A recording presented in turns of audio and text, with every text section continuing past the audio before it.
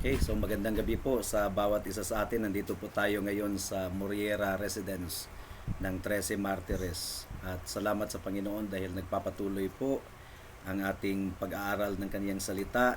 At ngayon, ang ating tatalakayin ay ang saving response to Jesus Christ. Saving response to the gospel. And that is repentance and faith. At ang layunin po natin sa pag-aaral natin ngayong gabing ito ay upang bigyang hamon ang bawat isa na tumugon sa alok ng Ebanghelyo sa pamamagitan ng pagsisisi at pananampalataya sa ating Panginoong Hesus Kristo. Now, bago po tayo mag-start, tayo po muna ay manalangin.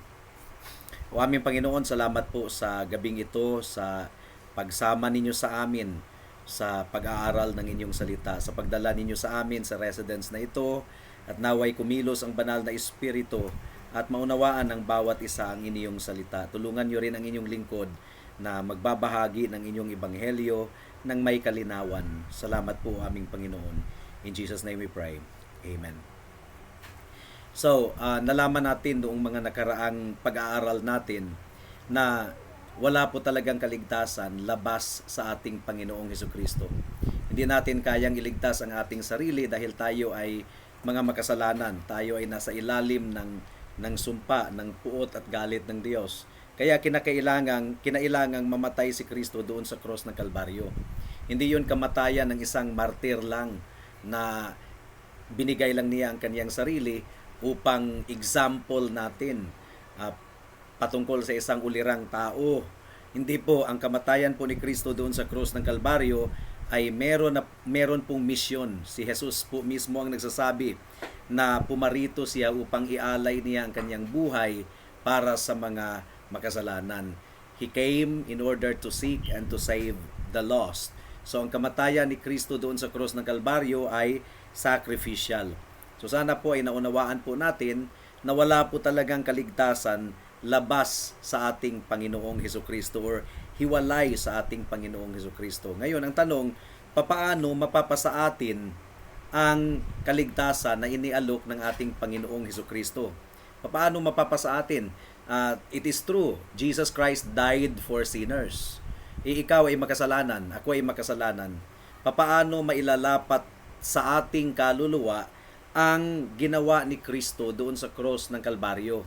Namatay si Jesus upang burahin ang ating kasalanan, upang tayo ay mapawalang sala sa harapan ng Diyos. So, upang ang mga makasalanan ay mapawalang sala sa harapan ng Diyos, tayo ay makasalanan. Papaano maging totoo sa buhay natin ang kaligtasan na inialok ng ating Panginoon?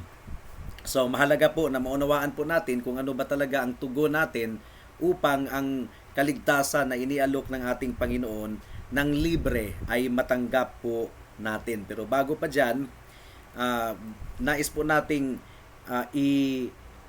nais po nating banggitin ang common na mga idea na tumatakbo sa isipan ng mga tao kung paano maging Christian ang isang tao. Una, common dito sa Pilipinas, ang isang tao ay naging Christian sa pamamagitan ng baptism. Diba? Ano bang nangyari sa baptism pag binibiniyagan yung bata? Diba, winiwisikan ng tubig?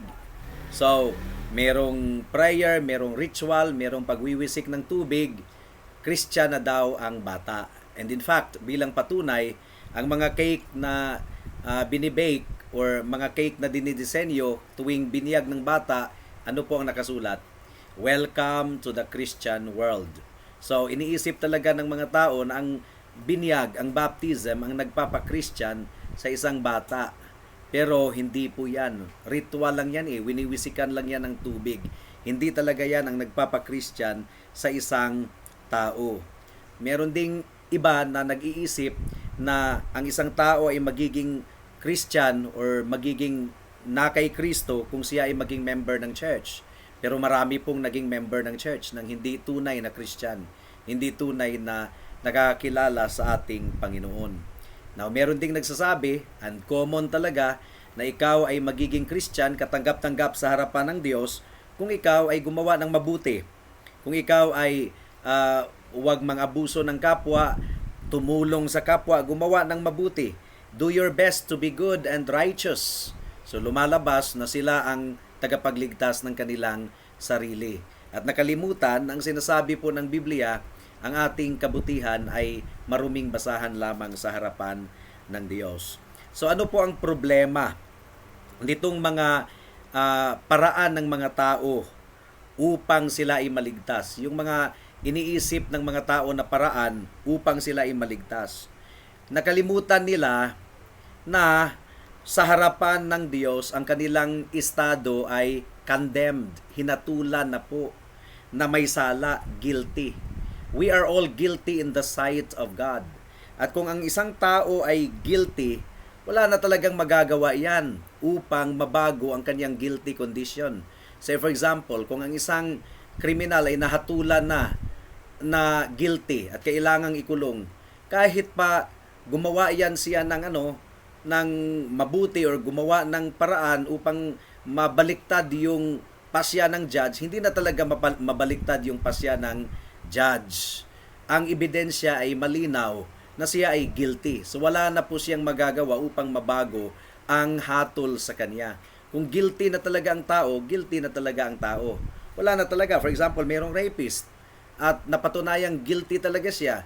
So wala na siyang magagawa kahit i-bribe pa niya ang sino man upang mabago ang hatol ng korte sa kanya. Ganon din tayo sa harapan ng Diyos. Ang ating status sa harapan ng Diyos, guilty. Karapat-dapat sa kamatayan. Karapat-dapat sa walang hanggang kaparusahan.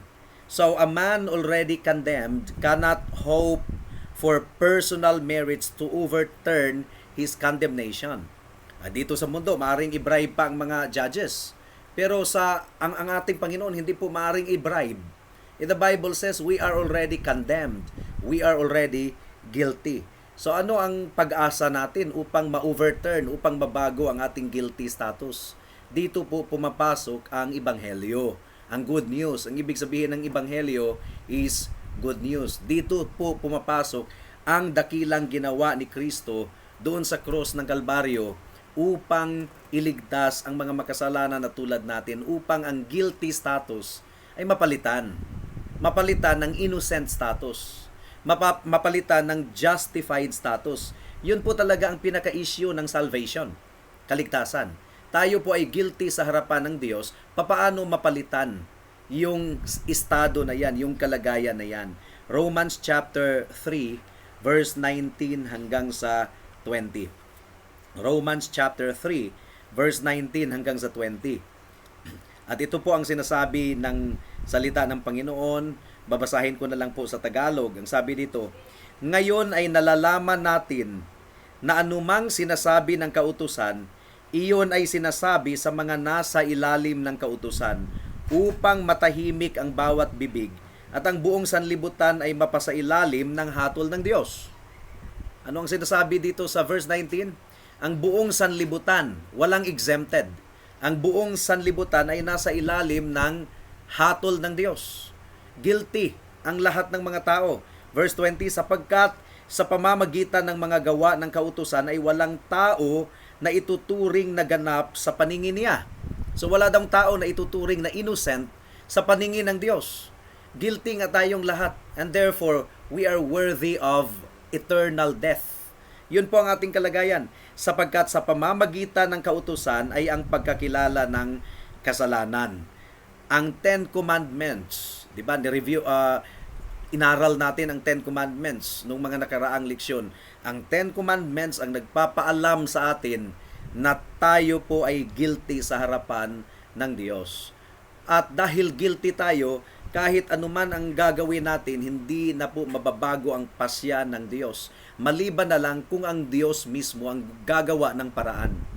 And this is the gospel, this is the good news na pinoproclaim ng Bible. Ang Diyos mismo ang gumawa ng paraan upang ang ating guilty status ay mapalitan ng innocent status, justified status. Hindi dahil tayo ay naging innocent truly, kundi dahil meron pong tumayo bilang kahalili, bilang substitute. Si Jesus po yun. Napag-aralan na po natin yun nung nakaraang mga linggo. Si Jesus po ang tumayo in place of sinners or in the place of sinners upang ang kanilang guilty status ay mapalitan ng justified status, innocent status, mga kapatid, mga kaibigan. So, ito po ang biblical teaching. Ang Diyos mismo ang dapat gumawa ng paraan. Ang Diyos mismo ang dapat kumilos sa atin. At dapat makita natin sa ating kaloob-looban na tayo talaga ay makasalanan. Ang problema sa mga tao, nababaitan ang mga tao sa kanilang sarili. Nababaitan talaga, iniisip ng tao na sa pamamagitan ng good works, pagtulong ko sa kapwa, ay may punto na ako sa langit. Diba? Noong kami ay nagpasa ng mga documents sa work na kailangang ipasa. And then, hindi namin alam kung ano ang gagawin namin. So, marami pong mga tumulong sa amin. Thanks be to God dahil mababait sila kung tutuusin sa puntong iyon at tinulungan talaga nila kami upang ma-comply namin yung mga documents na dapat ipasa. So, ginabayan kami. At bukang bibig po nila, may punto na ako sa langit. May punto na ako sa langit. So, nakalimutan or hindi talaga alam na kahit anumang iniisip nating punto natin sa langit, hindi yan uubra kasi meron na pong pronouncement, meron na pong verdict, meron na pong hatol. Ang lahat po ay guilty. Ang lahat po ay nagkasala. Romans chapter 3 verse 19. Lahat ay dapat matahimik. Wala talaga tayong pag-asa na mabaliktad yung guilty status na yan, maliban na lang kung ang Diyos mismo ang gagawa ng paraan. At salamat sa Panginoon, gumawa talaga ng paraan ang ating Diyos sa pamamagitan ng kanyang anak na si Jesucristo. And hindi natin maunawaan yan kung ang banal na Espiritu ay hindi kumilos sa ating puso at isipan. Kasi kung hindi talaga kumilos ang banal na Espiritu sa ating puso at isipan, hindi talaga maunawaan ng tao na walang-wala siya. Wala siyang magagawa, makasalanan siya. Meron siyang bad record, meron din siyang masamang puso. Hindi talaga makita ng tao na hindi maaring i-bribe ang ating Panginoon sa pamamagitan ng ating good works. So, kailangang kumilos ang banal na Espiritu upang baguhin ang ating puso. Buksan ang ating bulag na mga mata. Kasi ang mga tao dito sa mundo, nababaitan talaga sila sa kanilang sarili. Tumitingin sila sa kanilang sarili para sa kanilang effort para mabaliktad ang hatol ng Diyos. Hindi po yan mababaliktad sa pamamagitan ng ating pagsisikap. It is God's work, not our work. Pero kung ang banal na Espiritu ay kumilos sa ating puso at isipan, ang resulta nito is makita natin na tayo ay makasalanan. Wala tayong magagawa upang iligtas ang ating sarili. Makita natin na ang kamatayan pala ni Kristo doon sa cross, ang kaniyang buhay na walang kasalanan, na sinunod niya ang buong batas ng Diyos, at ang kaniyang pag-alay sa kaniyang sarili, yun ang ating pag-asa para sa ating kaligtasan. So yun po, papaano tayo tumugon? Ano dapat ang tugon natin sa Ebanghelyo?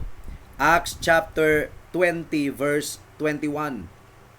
Ngayon na nalaman natin na wala pala talaga tayong magagawa upang mabago ang ating guilty status at mapalitan ng innocent and justified status. Diba? Justified, legal, korte ang pag-uusapan, walang kasalanan.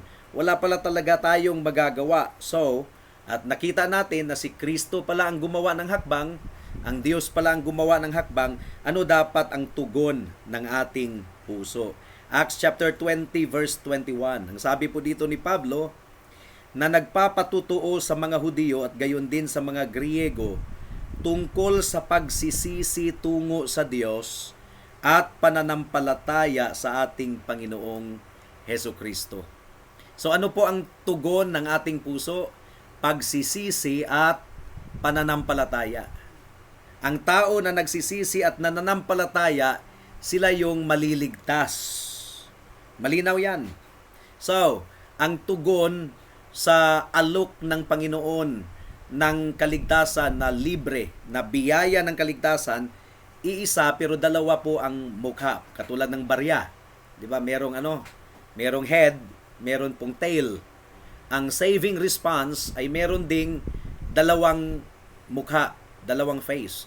Merong pagsisisi sa kasalanan at merong pananampalataya kay Kristo, merong paglapit kay Kristo. So, aaralin po natin ang pagsisisi at pananampalataya. Kambal tuko ito, hindi po ito pwedeng paghiwalayin, pero for the sake of our study, ay isa-isahin po natin ang pagtalakay sa dalawang mukha ng saving response na ito, repentance and faith. Now, ang tanong, ano po ang repentance? Ano po ang pagsisisi? Repentance. Ang repentance po ay hindi po yung pinaparusahan natin ang ating sarili. Ano po ang tawag niyan? Nagpipinitensya ka? Sinasaktan mo ang sarili mo? That's not repentance. That's not repentance. Kumbaga, tumitingin ka pa rin sa sarili mo na sasaktan mo ang sarili mo, baka sakaling mabawas-bawasan ang kasalanan mo. So, hindi yan repentance. Hindi yan repentance na sinasaktan mo ang sarili mo. Hindi rin repentance yung parang nalulungkot ka lang dahil sa kasalanan mo.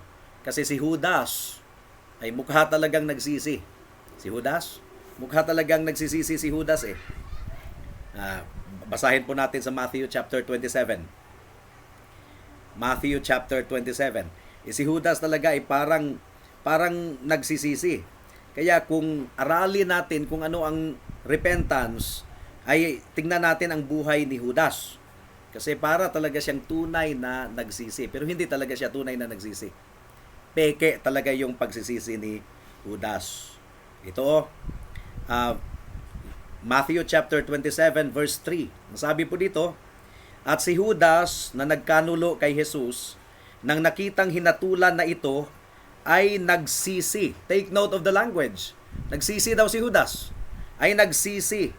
At isinauli ang 30 pirasong pilak sa mga punong pari at sa matatanda na sinasabi, ako'y nagkasala sa pagkakanulo ko sa dugong walang sala. Ngunit sinabi nila, ano iyon sa amin?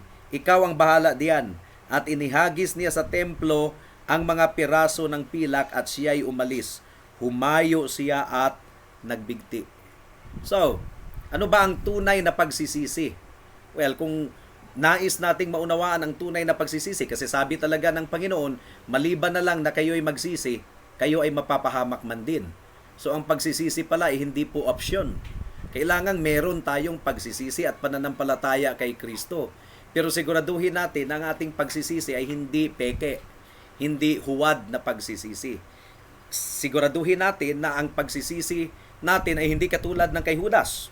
Ang sabi po ng verse 3, at si Judas na nagkanulo kay Jesus, nang nakitang hinatulan ito, ay nagsisi. Ang Griego na salita ng nagsisi dito ay si Judas ay nalungkot ng labis. Nalungkot ng labis nung nakita niya na si Jesus ay inaresto na, dinakip na at pinarusahan na. Pero alam niya na wala talagang sala si Kristo. Inusig siya ng kanyang konsensya. At talagang si Judas ay nagsisi, nalungkot ng labis. Nawan tanong, ang tunay na nagsisisi ba ay nakakaramdam ng labis na kalungkutan? Kung ang tao ay tunay na nagsisisi, nakakaramdam ba siya ng labis na kalungkutan? Yes or no? Yes. Wala pong taong nagsisisi ng ngumingiti. Di ba? Ang tunay na nagsisisi ay nakakaramdam talaga ng labis na kalungkutan dahil sa kaniyang kasalanan. Now, si Judas, nakaramdam si Judas ng labis na kalungkutan. Talagang nalungkot siya, nagbigti siya eh. Hindi niya nakayanan, pero hindi talaga siya tunay na nagsisisi. Hindi talaga siya tunay na nagsisisi dahil the fact na siya po ay nagbigti, ibig sabihin, hindi talaga siya tunay na nagsisisi. Sariling kagustuhan pa rin niya ang kaniyang sinusunod. Ano pa? Ang tunay na pagsisisi ay meron pong pagpahayag ng kaniyang kasalanan. Merong pag-amin sa kaniyang kasalanan. Sabi po dito, at si Judas ay nagsisi at isinauli ang 30 pirasong pilak sa mga punong pari at sa matatanda na sinasabi, ako'y nagkasala sa pagkakanulo ko sa dugong walang sala. So, kinonfess ni Judas ang kaniyang kasalanan. Hindi niya sinisi si Satanas. Sinisi ba niya si Satanas? Hindi. Hindi niya sinisi ang kaniyang kapwa mga disciples. Talagang inamin niya ang kaniyang kasalanan. Nakuha natin? Inamin niya ang kaniyang kasalanan, hindi nga niya sinisi ang ating Panginoong Hesukristo. Talagang merong pag-amin, merong pagpahayag si Judas sa kaniyang kasalanan. Now, ang tanong dito, ang tunay ba na nagsisisi ay merong pag-amin sa kasalanan? Yes or no? Yes. Pero tandaan natin, si Judas umamin sa kaniyang kasalanan. Umamin si Judas sa kaniyang kasalanan, pero hindi pala siya tunay na nagsisisi. Kaya hindi pala lahat ng umaamin sa kasalanan ay tunay na nagsisisi. At si Judas talaga ang example. Pero wala pong tunay na nagsisisi na hindi umaamin sa kaniyang kasalanan.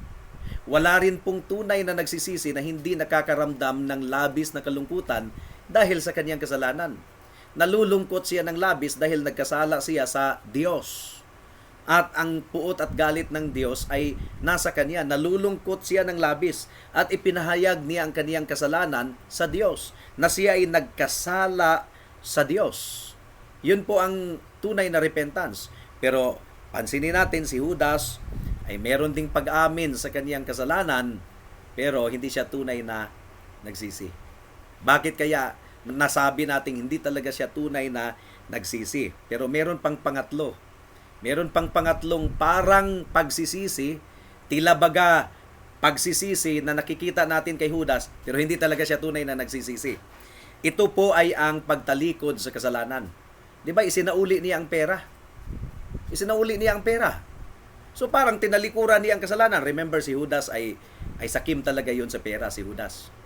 Ang sabi po ng Book of John, siya ang treasurer kasi eh. Siya ang treasurer sa collection. Di ba may mga offering na natatanggap? Siya yung treasurer ng mga 12 disciples. Nasa kaniya po yung ano sa Tagalog yung buslo, purse. Purse. What is that in Tagalog? Supot. Supot. Si Judas po ang may hawak ng supot. At noong merong nag-alay ng perfume sa paa ng ating Panginoon, ibinuhos niya sa paa ng ating Panginoon si Mary. Hindi Mary na Mother of Jesus, ibang Mary. Tapos pinahira niya, pinunasan niya ng kaniyang buhok, at ang perfume na yun ay talagang napakamahal ng perfume na yun. And yung buong kwarto ay mabango sa perfume. Talagang si Judas ay, sabi niya, bakit inaksayahan yung perfume? Ibinenta na lang sana yun at ipinamigay sa mga mahihirap. Pero ang sabi po ni John, yung sumulat ng Gospel of John, hindi sinabi yun ni Judas dahil meron siyang tunay na malasakit sa mga mahihirap. Sinabi niya yon dahil siya ay sakim. At yung pera na hawak niya, yung supot, binubulsa niya, dinudukutan po niya. So, si Judas, siya po talaga yung tao na mukhang pera.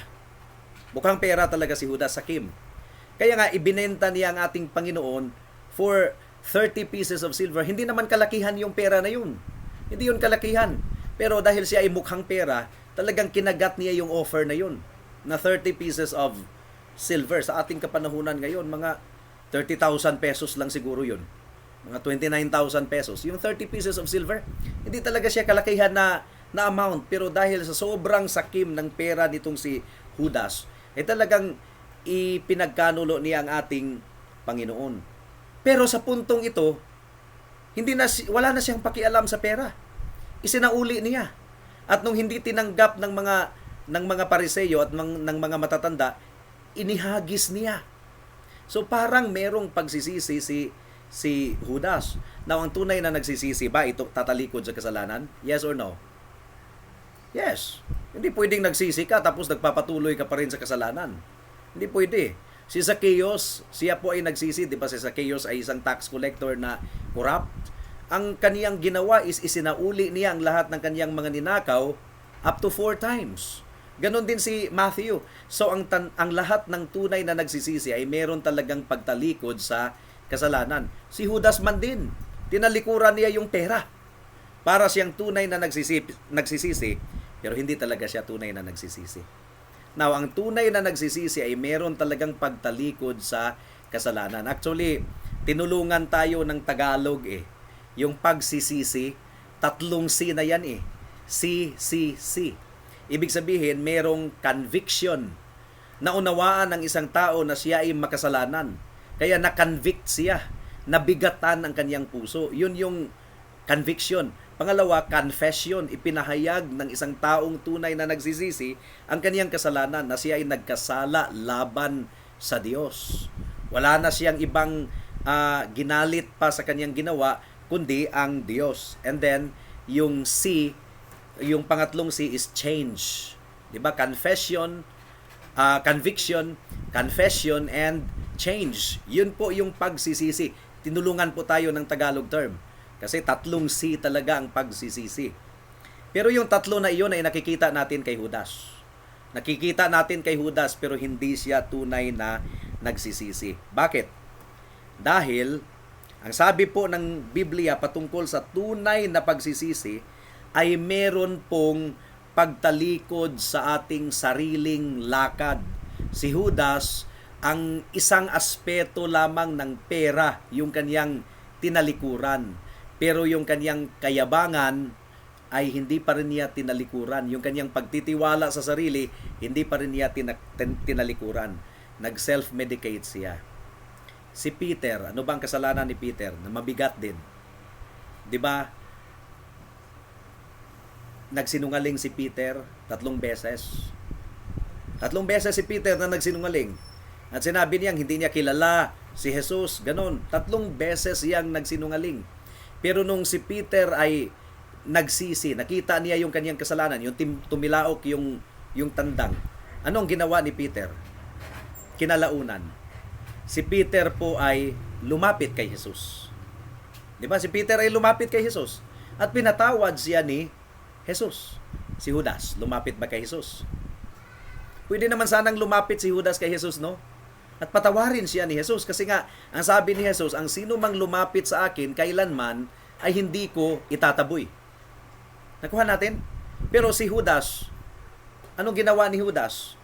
Si Judas po ay nag-self-medicate. Nag-self-medicate po si Judas. Good evening po. Good evening po. Nag-self-medicate po si Judas. So, sariling kagustuhan pa rin niya ang kaniyang sinunod. Sariling kagustuhan. Na imbis na magpakumbaba siya at lumapit siya kay Jesus at si Jesus ay magpapatawad ng masagana, sarili pa rin niya ang kaniyang sinusunod. Yun po yung mga tao. Nakita ng mga tao na sila ay makasalanan, maaring sumang-ayon yung mga tao na ang kanilang kabutihan ay maruming basahan lamang sa harapan ng Diyos. Pero at the end, makikita natin kung tunay na nagsisisi ang taong iyan kung ang lunas ng Panginoon ang kaniyang susundin. Kung ang lunas ng Panginoon ang kaniyang susundin. Pero kung sariling lunas ang susundin, katulad ng ginawa ni Judas, ano bang lunas ni Judas? Suicide. Pagpakamatay. Hindi niya sinunod yung sinasabi sa Isaiah chapter 55, verse 7. Ang sinasabi po ng Isaiah chapter 55 verse 7, ito yung tunay na pagsisisi na merong 3 C, 'di ba? Pagsisisi, merong conviction, merong confession, merong change. Ang sabi po ng verse 7, lisanin ng masama ang kaniyang lakad at ng liko ang kaniyang mga pag-iisip, which is ginawa yun ni Judas. Ginawa niya. Yung pera ay kaniyang itinapon, isinauli niya ang pera, pero hindi ginawa ni Judas itong kasunod, At manumbalik siya sa Panginoon at kaniyang kaawaan siya at sa aming Diyos sapagkat siya ay magpapatawad ng sagana. Now, ano ang ginawa ni Judas? Nanumbalik ba siya sa Panginoon? Hindi. Ang ginawa ni Judas, nag-suicide siya. Nagbigti siya, nagpakamatay. Sarili pa rin niya ang kaniyang sinunod. Yes, sumang-ayon siya sa kaniyang kasalanan, nalungkot siya ng labis sa kaniyang kasalanan at ang tunay na nagsisisi ay dapat merong labis na kalungkutan dahil sa kaniyang kasalanan. Ang tunay na nagsisisi ay meron talagang pagpapahayag sa kasalanan. Ipahayag natin ang ating kasalanan sa Diyos. Aminin natin na tayo ay makasalanan, ang Diyos ay banal. At wala tayong magagawa upang pumasa tayo sa standard ng katuwiran ng Diyos. At ang tunay na nagsisisi ay talikuran ang kasalanan. Pero ang kasunod nitong lahat, iyon ang hindi ginawa ni Judas. Kasi nag-self-medicate siya. Nag-self-medicate siya. Sarili pa rin niya ang kanyang sinunod. Gayong maaari naman sana siyang lumapit kay Kristo. At ang ating Panginoon ay magpapatawad ng masagana. Ginawa yon ni Peter. Matindi din yung ginawa ni Peter. Kasi nga, 3 beses siyang nagsinungaling. Meron pang pagmumura. Meron pang pagmumura si Peter. Na dahil natakot si Peter na baka siya ay madamay, hulihin siya. Narinig niyo yung kwento na yon? Na merong mga taong nagsasabing ito ay taga Galilea, kasama ito ni Jesus. Sabi niya, hindi ko alam ang pinagsasabi mo. Pero nauna pa niyan, sinabi na ni Peter na, Lord, handa akong mamatay para sa iyo. Pero sabi ng Panginoon kay Peter, katotohanang sinasabihin ko sa iyo, bago pa tumilaok ang tandang, ay 3 beses mo akong itatanggi. So, ganon. Merong grupo ng mga taong nagsabing ito ay Galilean. So, kasama ito ni Jesus. At sabi ni Peter, ay hindi ko alam ang pinagsasabi mo. And then, a little later, meron pang nagsabi sa kanya na, you must be one of the disciples. Sabi ni Peter, hindi ko alam ang sinasabi mo. And then, pangatlo, talagang nagmura na si Peter dahil natakot siya na siya ay madamay. And then, nagsalubong yung mukha ni Jesus at yung mga mata ni Jesus at saka mga mata ni Peter. And then, tumilaok yung tandang. And then, si Peter ay doon na siya umiyak.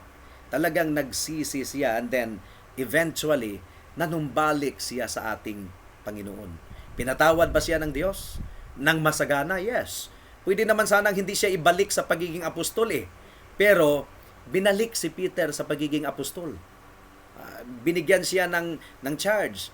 Feed my lamb, feed my sheep, take care of my flock. 3 beses din na inaffirm ng ating Panginoon na siya ay apostle pa rin. Ganon din kay Jonah. Di ba si Jonah ipasaway? Pero, nung si Jonah ay nagsisi, ay talagang ginamit pa rin siya ng Panginoon bilang propeta. Totoo na ang ating Diyos ay nagpapatawad ng masagana. Basta tayo po ay manumbalik sa Kanya at lumapit sa Kanya. Now, si Judas, kung aralin natin ang buhay ni Judas, parang tunay na nagsisisi dahil ang elements of repentance ay nasa Kanya. Di ba merong pag-amin sa kasalanan? Inamin niya na siya ay nagkasala laban sa dugong walang sala. And then, pinahayag niya ang kaniyang kasalanan. Hindi niya bliname si Satanas, hindi niya sinisi ang mga kapwa disciples niya, hindi niya sinisi ang ating Panginoon. Ang kaniyang sarili lang ang kaniyang sinisi. And then, isinauli niya yung pera. So, merong elemento ng pagsisisi si Judas, pero hindi siya tunay na nagsisi. Hindi siya tunay na nagsisisi. Ang tunay na nagsisisi, merong 3 elemento na yon ng conviction, confession, and change. Pero, ang pinakamahalaga is yung pagpapanumbalik sa Diyos sapagkat siya ay nagpapatawad ng masagana. Yun ang hindi ginawa ni Judas. Bilang patunay na hindi talaga siya tunay na nagsisisi. Dahil ang tunay na nagsisisi ay merong pagpapakumbaba. Merong pagpapakumbaba sa awa ng Diyos. Awa lamang ng Diyos ang kanyang inaasahan para sa kanyang kaligtasan. So, hindi yon ginawa ni Judas. Hindi siya nanumbalik. Nag-self-medicate siya, nagpatiwakal siya, nagbigti siya, nagpakamatay siya. Now, ang pagsisisi ay hindi po yon yung sinasaktan natin ang ating sarili. That's blasphemous. Yung nagpipinitensya, that's blasphemous. Na sinasaktan natin ang ating sarili dahil ang Biblia malinaw na nagsasabi na iisang sakripisyo lamang ang katanggap-tanggap sa harapan ng Diyos. Yung sakripisyo ng banal na anak ng Diyos na si Jesucristo. That's blasphemous. Hindi natin kayang saktan ang ating sarili tapos iniisip natin na magiging malinis tayo sa ating kasalanan. Ikaw pa rin ang self-medication pa rin yan. Nagse-self-medicate ka pa rin. Ang sabi ng Biblia, manumbalik sa Panginoon. Lisanin ng masama ang kanyang lakad at ng liko ang kanyang mga pag-iisip at manumbalik siya sa Panginoon at kaniyang kaawaan siya at sa aming Diyos sapagkat siya ay magpapatawad ng sagana. So ang hamon nito para sa bawat isa sa atin, malibang ikaw ay magsisi, ikaw ay mapapahamak din, sabi ng Panginoon. At bilang tunay na pagsisisi, kinakailangang merong labis na kalungkutan dahil sa kasalanan mo. Ang Diyos ay banal, ikaw ay makasalanan. Nilabag mo ang utos ng Diyos. Ginalit mo ang Diyos dahil sa kasalanan mo. That alone should cause you to be alarmed and to be humble. Pangalawa, ipahayag mo sa Panginoon ang kasalanan mo, na ikaw talaga ay makasalanan, siya ay banal. Ang katuwiran mo ay maruming basahan lamang sa harapan ng Diyos. At pangatlo, merong pagtalikod sa kasalanan. Talikuran ng kasalanan, hindi na mamuhay sa kasalanan, kundi mamuhay sa katuwiran. Pero ang pinaka-importante na patunay na tunay ang ating pagsisisi is that manumbalik tayo sa Diyos. Tumawag kay Kristo. Dahil si Kristo lamang ang merong katuwiran na maaaring idamit sa atin upang tayo ay ituring na banal sa harapan ng Diyos. Ang ating katuwiran ay bagsak sa harapan ng Diyos. At si Kristo lamang ang nag-alay ng kanyang dugo upang ang ating mga kasalanan ay mabura. Kaya kung talagang naunawaan mo na ikaw ay walang-wala, talagang lumapit ka kay Kristo. Magpakumbaba ka, manumbalik ka. At ang good news, siya po ay nagpapatawad ng masagana. So, yan po ang ating paniwalaan, yan po ang ating panaligan, yan po ang ating sampalatayanan. At yun po ang lesson natin sa next Saturday, true faith. Ngayon, repentance ang ating lesson. Pero ang tunay na nagsisisi ay talagang lumalapit sa Panginoon sa daan ng pananampalataya. So again, as a recap sa ating lesson ngayon, hindi natin maaaring kitain ang pabor ng Diyos dahil ang taong nahatulan na guilty, kahit ano man ang gagawin niyan, talagang hindi na mababago yung guilty status niyan. Sino ba ang dito sa Pilipinas na nahatulan ng death penalty? Guilty na talaga. For example, si Flor Contemplacion. Naalala ninyo yung case ni Flor Contemplacion? For example, kung nagpakabait si Flor Contemplacion sa Singapore, kung nagpakabait siya, do you think kaya niyang kitain yung pabor ng Singaporean court at baliktarin talaga yung hatol? Hindi na, wala na, may verdict na kasi. Tayong lahat sa harapan ng Diyos ay meron ng hatol. Nagkasala tayo, guilty tayo. Wala talaga tayong magagawa upang baliktarin yung hatol na yon. Tanging si Kristo lamang ang gumawa ng hakbang sa pamamagitan ng kaniyang katuwiran, 100% na pagsunod sa batas ng Diyos at ng kaniyang pag-alay ng kaniyang dugo doon sa cross ng Kalbaryo. Ang elemento ng pagsisisi ay dapat makita sa atin, conviction, confession, and change. Pero ang pinaka-importante is lumapit tayo sa Kanya, manumbalik, sapagkat siya ay nagpapatawad ng masagana. Pag sinabing nagpapatawad ng masagana ang ating Panginoon, kahit gaano kaitim ng kasalanan mo, ay paputiin yan ng Panginoon na parang niebe. Yan ang pangako ng Diyos. Isaiah chapter 1 verse 18. Sabi po dito ng Isaiah chapter 1, ito ang ibig sabihin ng nagpapatawad ng masagana. Talagang masagana. Isaiah chapter 1 verse 18. Pumarito kayo ngayon at tayo'y mga tuwiran sa isa't isa, sabi ng Panginoon. Bagaman ang inyong mga kasalanan ay tulad ng matingkad na pula, ang mga ito'y magiging mapuputi na parang niebe. Bagaman ito'y mapulang-mapula, ang mga ito'y magiging parang balahibo ng tupa. Praise God! May masaganang kapatawaran na iniaalok ang ating Panginoon sa lahat ng mga nanumbalik sa Kanya. Pumarito kayo ngayon. Ibig sabihin, manumbalik kayo sa akin. At patatawarin tayo ng masagana. At tayo'y mga tuwiran sa isa't isa. Ha? Paano yan? Ang aking kasalanan kahit gaano kaitim? Quits? Mabubura? Mapapawalang sala ako? Ano ang katuwiran? Well, ang katuwiran ay ganito. Sinunod ni Kristo ang lahat ng batas ng Diyos. at binayaran niya ang lahat ng kasalanan. Hindi sa kanya, kundi kasalanan ng kanyang mga tao. Yun ang katwiran.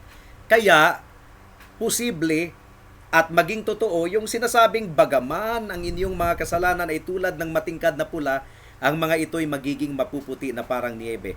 Bagaman ito'y mapulang mapula, ang mga ito'y magiging parang balahibo ng tupa. Praise God.